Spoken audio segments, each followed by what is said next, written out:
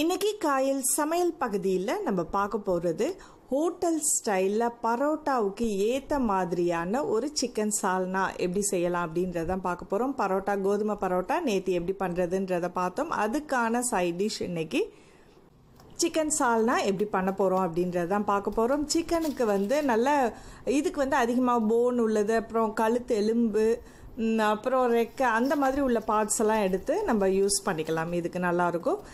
முதல்ல மஞ்சத்தூளும் உப்பும் போட்டு நல்லா அலசி எடுத்துருங்க. அப்போ தான் சிக்கனோட வாடை இல்லாமல் இருக்கும். இதை அலசிட்டு ஒரு 4-5 தண்ணி நல்லாவே அலசணும்.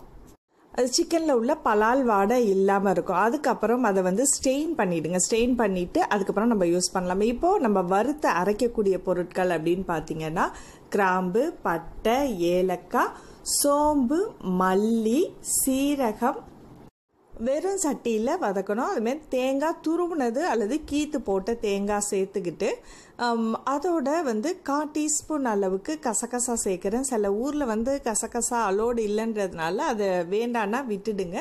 இதோட ஒரு பல்லாரி வெங்காயம் நீட்டமாக அரிஞ்சது 1லேருந்து 2, பெருசாக இருந்துச்சுன்னா 2 போட்டுங்க. தக்காளியும் 2 போட்டு கொஞ்சம் நல்லா வதக்கிக்கிட்டே இருங்க.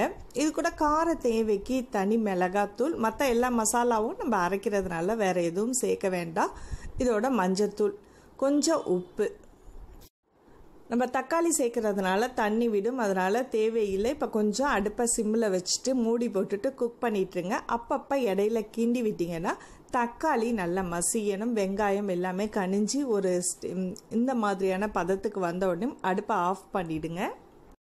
தக்காளி, வெங்காயம் இந்த பச்சை வாசனை போனதுக்கப்புறம் கொஞ்சம் ஆற விட்டுட்டு அதை மிக்சியில் ஆறினதுக்கப்புறம் மிக்சியில் கொஞ்சம் தண்ணி விட்டு அரைச்சி பேஸ்ட்டாக எடுத்து நம்ம ரெடி பண்ணி வச்சுக்கலாம். தேங்காய், கசகசா, மற்ற ஐட்டம்லாம் தக்காளி, வெங்காயம்லாம் அதிகமாக சேர்க்கறதுனால நமக்கு சேர்வா அதிகமாக கிடைக்கும். இப்போ அதே பேனில் கொஞ்சமாக எண்ணெய் விடுங்க. எண்ணெய் காஞ்சதுக்கப்புறம் இஞ்சி பூண்டு விழுது, கருவேப்பிலை சேர்த்து கொஞ்சம் நல்லா வதக்கிடுங்க. இஞ்சி பூண்டு வாடை கொஞ்சம் போன உடனேயும் சிக்கனை நம்ம வடியை விட்டு வச்சுருக்கோம் பாருங்கள், அந்த சிக்கனை இதோடு சேர்த்துட்டு ஒரு 5 மினிட்ஸ் அடுப்பை சிம்மில் வச்சு எண்ணெயிலையும் இஞ்சி பூண்டு பேஸ்ட்லேயும் அது வதங்கட்டும். அதோட நம்ம அரைச்சி வச்சிருக்கிற அந்த விழுதையும் சேர்த்து நல்லா விரவி விட்டுட்டு ஒரு 5 மினிட்ஸ் அடுப்பில் இருக்கட்டும். அதுக்கப்புறம் பாருங்கள், கொஞ்சமாக தண்ணியை அலசி அதோட ஊற்றி திரும்பவும் குக் பண்ணிட்டுருங்க. இப்போ இதில் நம்ம தேங்காய், கசகசா இதெல்லாம் பண்ணும்போது கொஞ்சம் கிரேவி நல்ல திக்காக இருக்கும். அதனால் தாராளமாக தண்ணி விட்டு, ஹோட்டல் சால்னா கொஞ்சம் நல்ல தண்ணியாக தான் இருக்கும். உங்களுக்கு விருப்பப்பட்டால் இன்னும் கூட தண்ணி ஆட் பண்ணிக்கலாம் தாராளமாக. இப்போ இந்த ஸ்டேஜில் நம்ம உப்பு, காரம் எல்லாம் பார்த்துட்டு மூடி போட்டுட்டு ஒரு 20 மினிட்ஸ் குக் பண்ணுங்கள். அப்பப்போ இடையில கிண்டி விட்டுக்கிட்டே இருங்க. இப்போ பாருங்கள், அப்போது நல்லா கொதிக்க ஆரம்பிச்சிருச்சு. கொதிக்கும் போது அடுப்பை சிம்மில் வச்சுட்டு அது சிக்கன் வெந்துட்டா வேகலை அப்படின்றத செக் பண்ணிவிட்டு மீதி ஒரு 5 மினிட்ஸ் எக்ஸ்ட்ரா வைக்கிறதுனாலும் வச்சுக்கலாம். ஸோ இப்படி நம்ம பண்ணும்போது நம்ம சிக்கன் அதாவது தண்ணியாக கொஞ்சம் இருக்கணும். ஸோ உங்களுக்கு விருப்பப்பட்டால் திக்காக கூட எடுத்து நீங்கள் சாப்பிட்லாம்.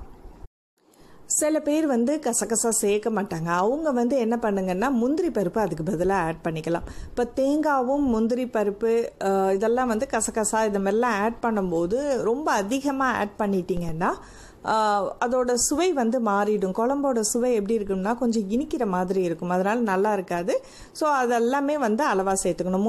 முந்திரி பருப்பு அப்படின்னா ஒரு 4 எண்ணிக்கையில் சேர்த்தா போதும். அதிகமாக சேர்த்திங்கன்னா அந்த இனிப்பு சுவை கொடுக்க ஆரம்பிச்சிடும்.